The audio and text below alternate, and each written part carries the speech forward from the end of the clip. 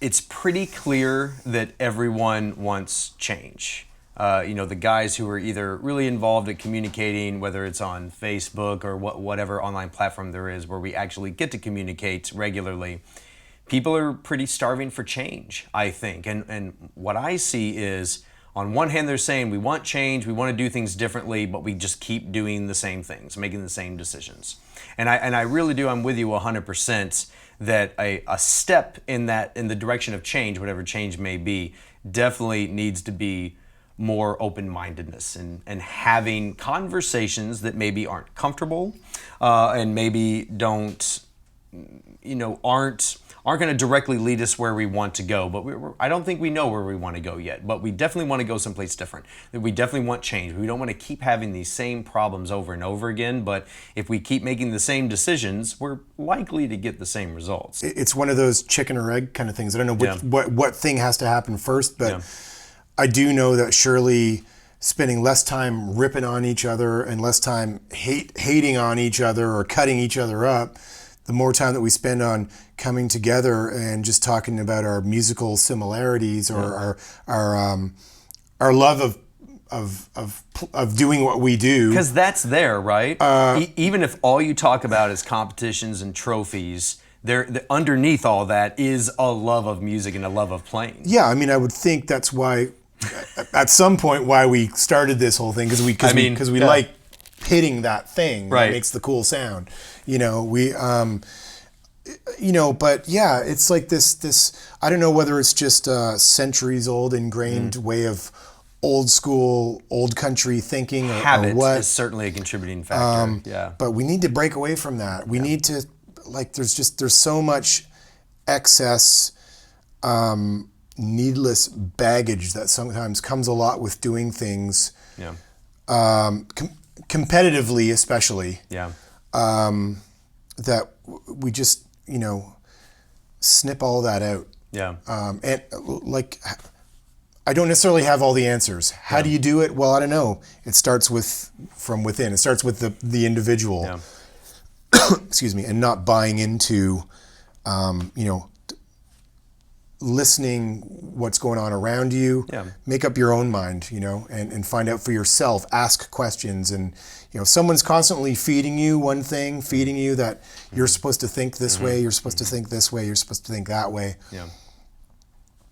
It's okay every now and then to kind of step back and question yourself. Well, why do I need to always think that way? Why do I need to think this about this person or this player or this band? Absolutely. Why am I getting fed that information? Like, maybe I'll go check it out for myself. I might really like that. Absolutely. And if I have a decision or a perspective on something, can I see it differently? Someone who just vehemently disagrees with me, can I understand their perspective? Can I just have a conversation with them about that, rather than just think, that guy didn't know what he's talking about, or don't even approach the situation? That's hard. That takes a lot of courage. It takes a lot of maturity too. It does. Courage and maturity, and again, like these common things we can take from our musical lives, from our musical hobbies, that we can incorporate into other aspects of life. Again, it sounds really corny, but it's like one of those things that, variety is good. Sure, I may be a huge fan of Slot's drum corps, and that's what really gets me going these days. Yep. Am I going to sit there and say that Field Marshal don't have a good drum corps? Right. That's complete ridiculousness. It really is. The way I often describe this is, I wrap it up and call it dogma. Just simply being my thought or my opinion is this, and everything in contrast is not. I say a lot of times, I like playing Pearl drums. That doesn't mean I don't like other drums.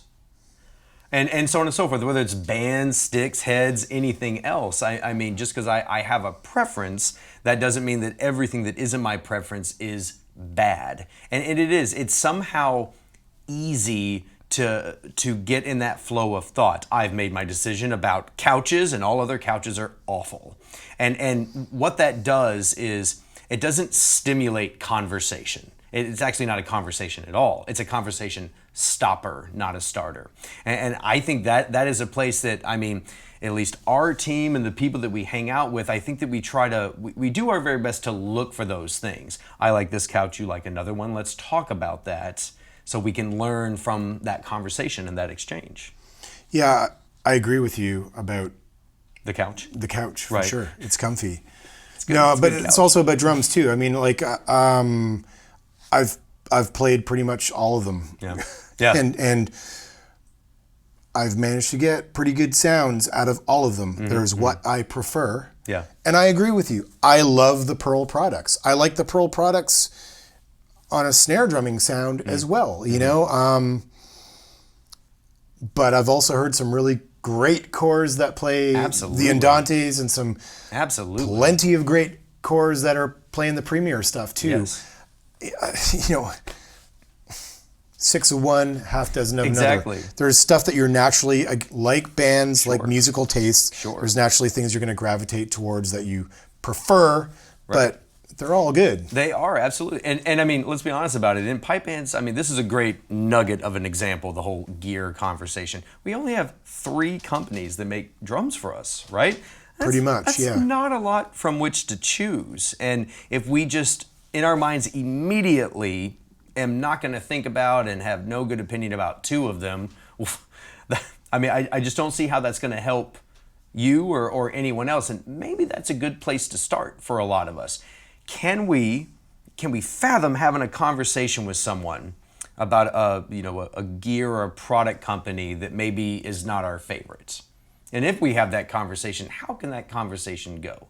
How can we navigate through that to try to come out at the other end with a different perspective? And the goal is not to change your opinion on which drum brand you like. That's not the goal. The goal is, can we have a different conversation so we're not so closed about certain things, couches or otherwise. Well, again, I think we just immediately we've had this way of thinking ingrained into us that we automatically go to the negative and we just shut it off instead of, well, let's try and tread into that slightly deeper water that we've never gone before. And I have to be honest, I mean, before playing with Dowco, I had never really played the Andante products a lot. And they've changed a lot. They've changed a lot. Yeah, exactly. And, you know, I do really love the Pearl bass and tenor products, but I got a great sound out of my Andante. Absolutely. And you know, and you were and they were really nice people too. I will also, of course, you know, after meeting them, now because of that experience, you just have a broader perspective. You Totally, learned a lot. totally. You grew a lot in that experience. I guarantee you 5, years ago or whatever, I'd be like, nope, I don't want to touch those. Yeah. And now it's like, I'm digging it, you know? Yeah. So, and again, it's less about this brand or that brand and just more about the openness, right? About the sound. Can I get the sound that I need out of this? Exactly. If I can, I'll play a cardboard box if it sounds amazing. And absolutely.